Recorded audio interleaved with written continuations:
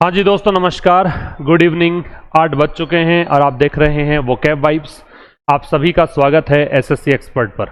यह है दोस्तों सेशन नंबर 12।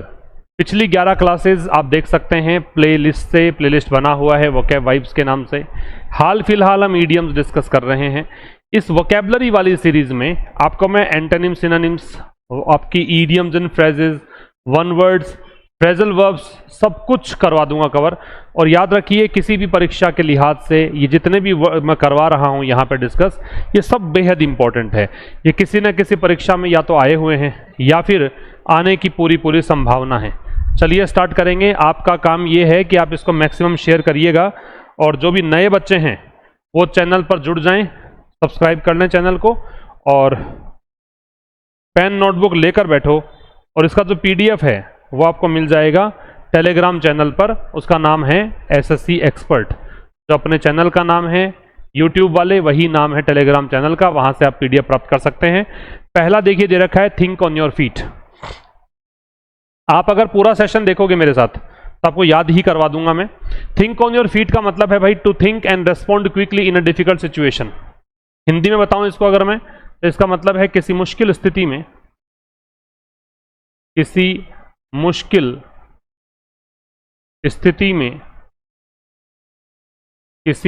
स्थिति में सोचना और जल्दी से प्रतिक्रिया देना। किसी मुश्किल स्थिति में सोचना और जल्दी से रेस्पॉन्ड करना, यह मतलब है इसका। इसका एक सेंटेंस दे रखा है, a good lawyer must think on their feet. एक अच्छा लॉयर जो है उसको कोई मुश्किल कंडीशन अगर आए तुरंत सोचना पड़ेगा, तुरंत उसको प्रतिक्रिया देनी पड़ेगी। कहां से बनकर आया ये? देखिए, जब स्टेज पर एक्टर परफॉर्म किया करते थे और मान लीजिए डायलॉग भूल गए हैं, जैसे मैं पढ़ा रहा हूं और मैं भूल जाऊं, फिर भी क्लास अगर मान लो लाइव चल रही है तो मैं यहां से हट नहीं पाऊंगा कैमरे के सामने से। मैं मेरे पैरों पर खड़ा रहूंगा और उस कंडीशन में मैं कोशिश करूंगा कि फटाफट से आपको रेस्पॉन्ड करूं। उसके बारे में सोच रहा हूं मैं खड़े खड़े और फटाफट से रेस्पॉन्ड करना चाहूंगा। ये होता है थिंक ऑन योर फीट। तो थिंक ऑन योर फीट का मतलब है अपने पैरों पे खड़े होना और तुरंत प्रतिक्रिया देना। कैसे आया समझाया मैंने कि कोई भी एक्टर जैसे डायलॉग भूल गया किसी मंच पर, जो रंगमंच होता है, जो स्टेज है जहां पर अभिनय हो रहा है और दर्शक सामने बैठे हैं और व्यक्ति भूल जाता है कुछ, तो ऐसे कंडीशन में भाई वो क्या करेगा? वो खड़ा रहेगा और तुरंत कोशिश करेगा सोचकर कि फटाफट से रेस्पॉन्ड कैसे करें ताकि वो चीज जो है अजीब ना लगे। इसको बोलते हैं क्या? Think on your feet. दूसरा देखिए,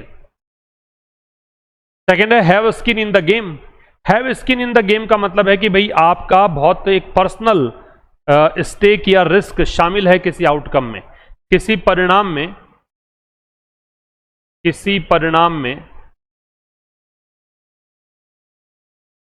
स्वयं का कोई दांव, मतलब कुछ दांव पे लगे होना, ऐसा लिख सकते हो। स्वयं का कुछ दांव पर लगे रहना।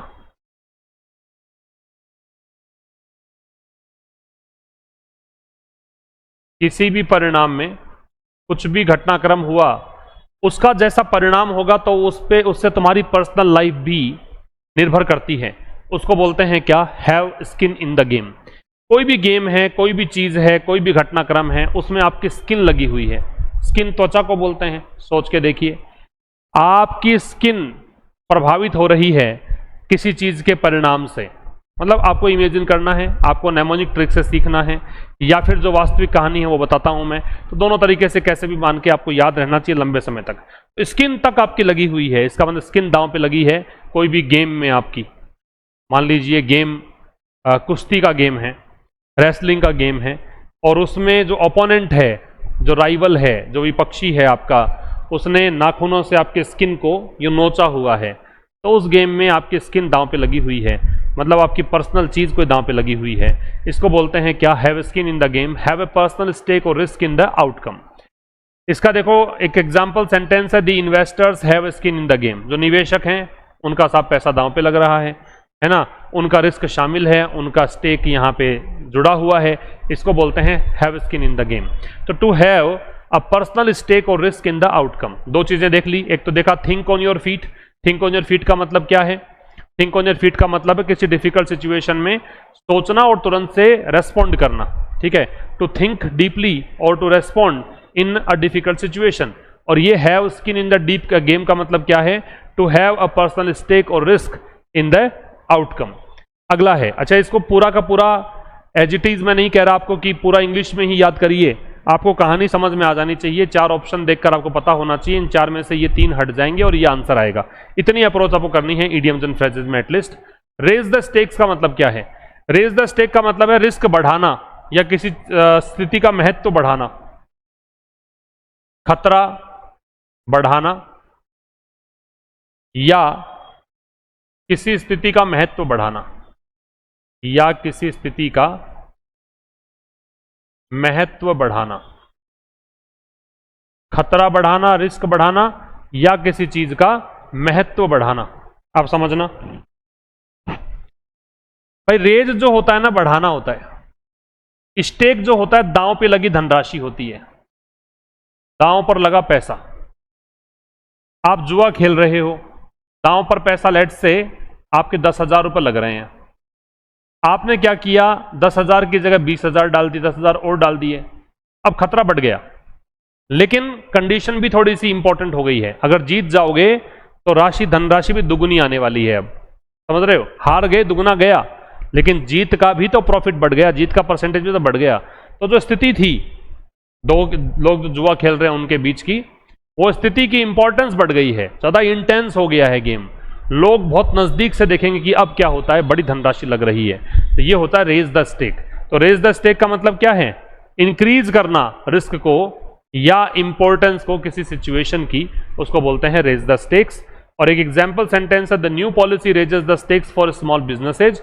जो नई नीति है वो जो छोटे बिजनेसेज हैं, लघु उद्योग हैं, उनके लिए ये क्या करता है, ये रिस्क को बढ़ा देता है। ये नीति जो है वो रिस्क को बढ़ा देती है या फिर सिचुएशन की इंपॉर्टेंस को बढ़ा देती है। ये है रेज द स्टेक्स। नंबर 4 है टेक ओनरशिप। यह आसानी से याद हो जाएगा।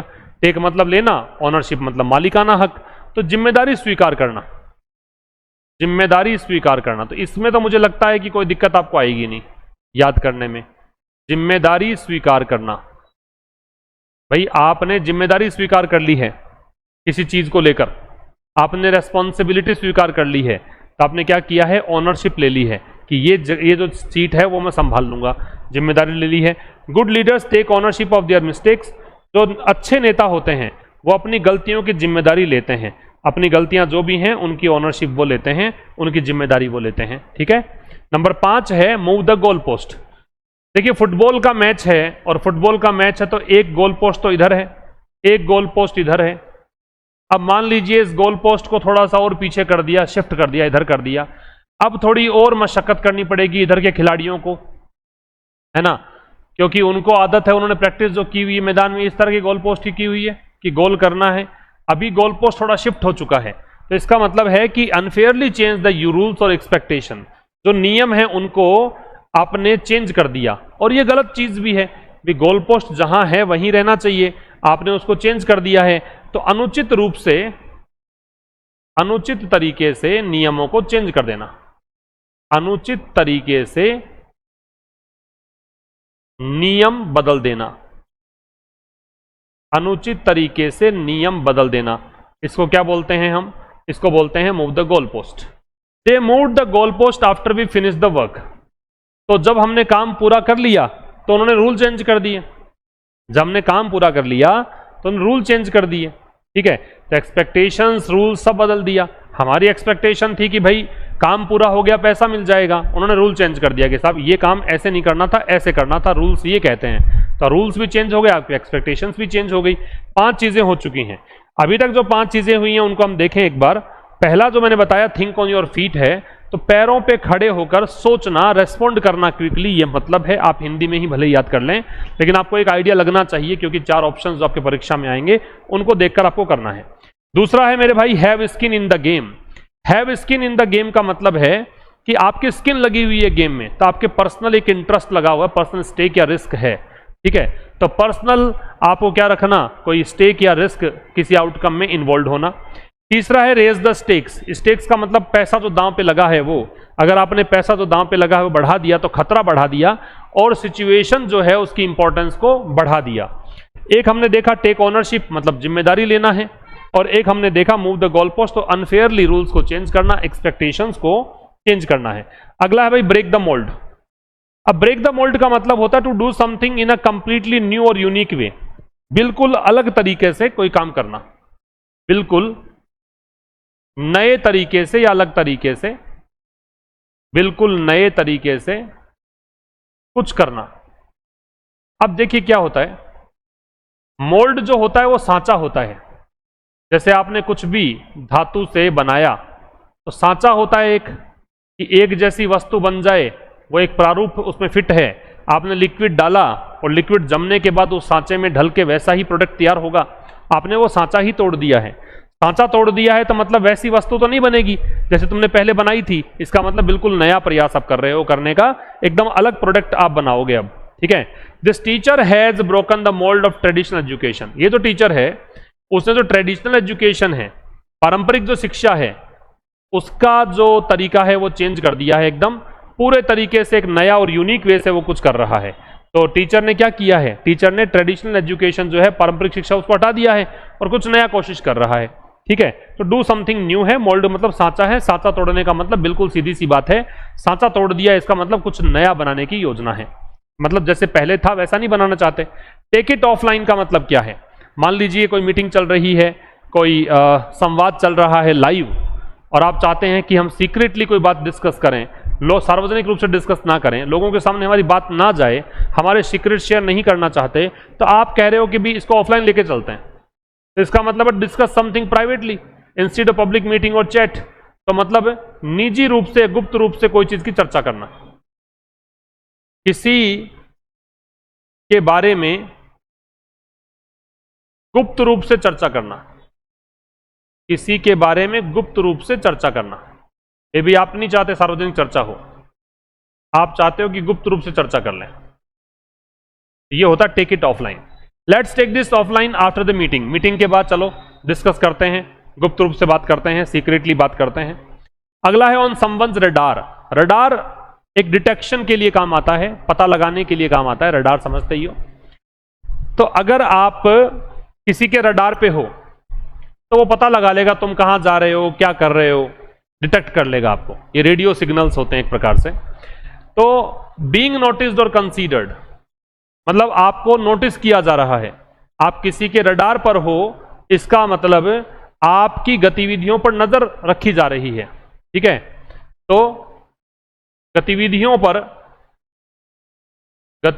पर नजर रखना, और कोई व्यक्ति किसी के रडार पर है, इसका मतलब वो व्यक्ति आपको फॉलो कर रहा है, आपके बारे में जासूसी कर रहा है, रैकी कर रहा है आपकी। His talent is now on the recruiters radar. उसका जो टैलेंट है, जो रिक्रूटर्स हैं, नौकरी देने वाले लोग हैं, उनके रडार पर है, मतलब वो उसके टैलेंट को देख रहे हैं, नोटिस कर रहे हैं, ऑब्जर्व कर रहे हैं, और उनको लगेगा कि हाँ भाई बिल्कुल ये टैलेंट, यही टैलेंट हमें चाहिए, तो नौकरी दे देंगे वो लोग। तो ये है रडार पे होना। एक होता है फ्लाई अंडर द रडार। अब मान लीजिए रडार से नीचे फ्लाई कर रहे हो, कुछ एरोप्लेन जो हैं वो रडार से नीचे फ्लाई करते हैं, मतलब रडार की रेंज में आते नहीं हैं, इसका मतलब वो डिटेक्ट नहीं होते हैं, उनके बारे में पता नहीं चलता है। जैसे दुश्मन कोई मान लो कंट्री है, उसके देश में आकर भी चोरी छुपे हवाई जहाज चला गया, हमारा वायुयान चला गया और वापस आ गया, पता भी नहीं चला, इसका मतलब वो कैसे फ्लाई करके आया है, अंडर द रडार होके आया है। टू अवॉइड अट्रैक्टिंग अटेंशन, ठीक है, किसी के अटेंशन को अवॉइड करना, मतलब उसका अटेंशन जो है वो आप अट्रैक्ट, मतलब अवॉइड अट्रैक्टिंग अटेंशन, किसी के ध्यान में नहीं आना, ठीक है, किसी की नजरों से बच जाना, किसी की नजरों से बचना,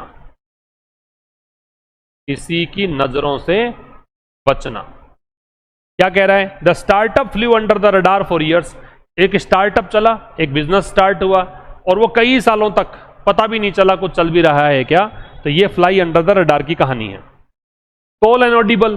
कॉल एंड ऑडिबल का मतलब होता है लास्ट मोमेंट पर प्लान चेंज कर देना, अंतिम क्षण में योजना चेंज कर देना, अंतिम क्षण में योजना बदल देना,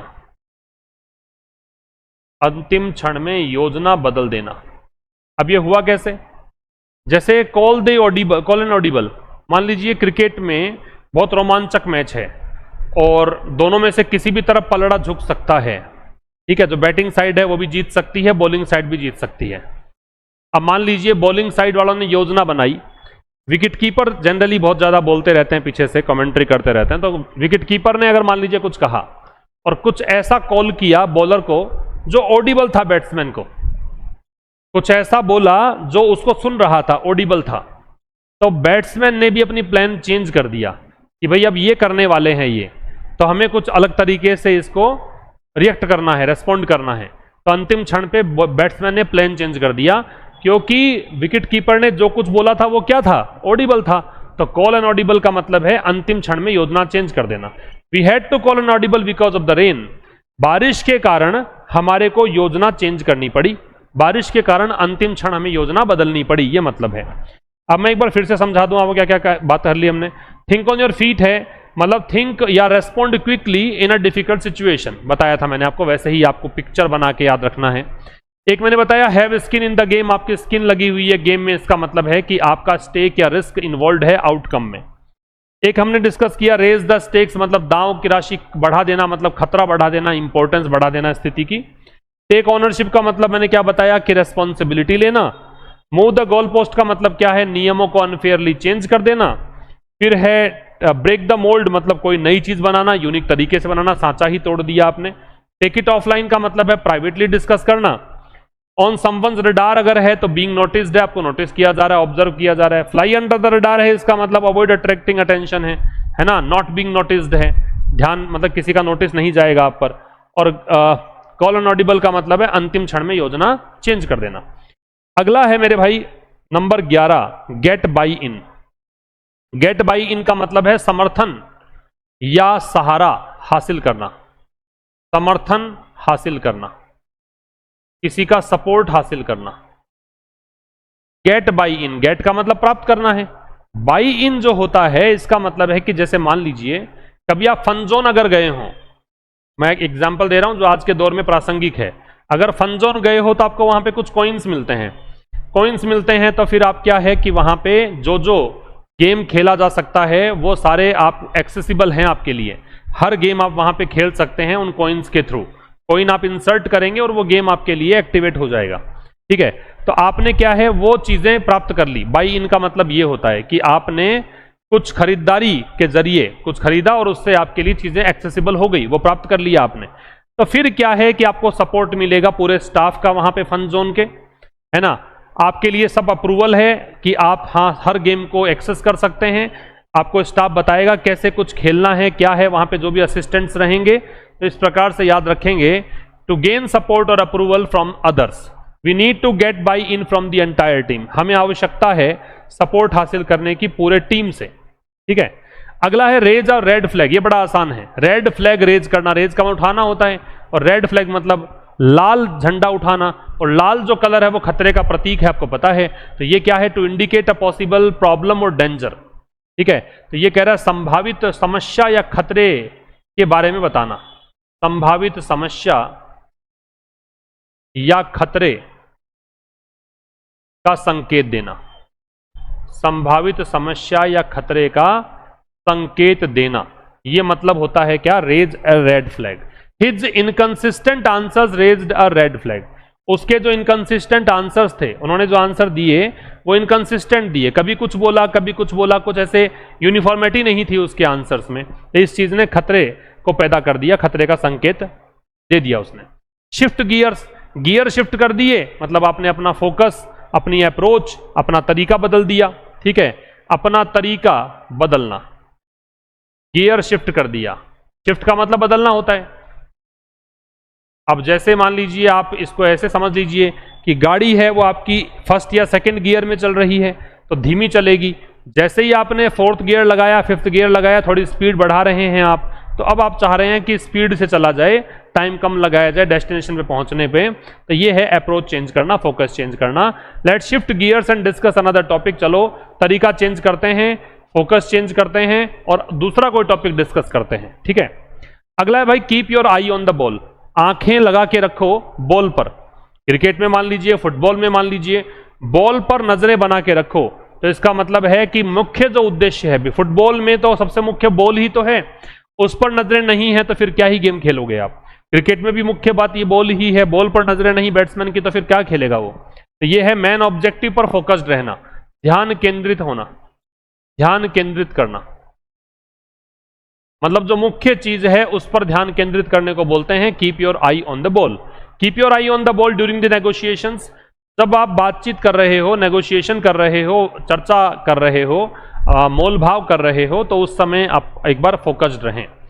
और एक पूछा है आपसे ऑन इट, जैसे वो था ना टेक ऑनरशिप, वैसा ही है कॉन्फिडेंटली एक्सेप्ट रेस्पॉन्सिबिलिटी और take pride in what you do, मतलब पूरे विश्वास से कोई जिम्मेदारी स्वीकार करना, पूरे विश्वास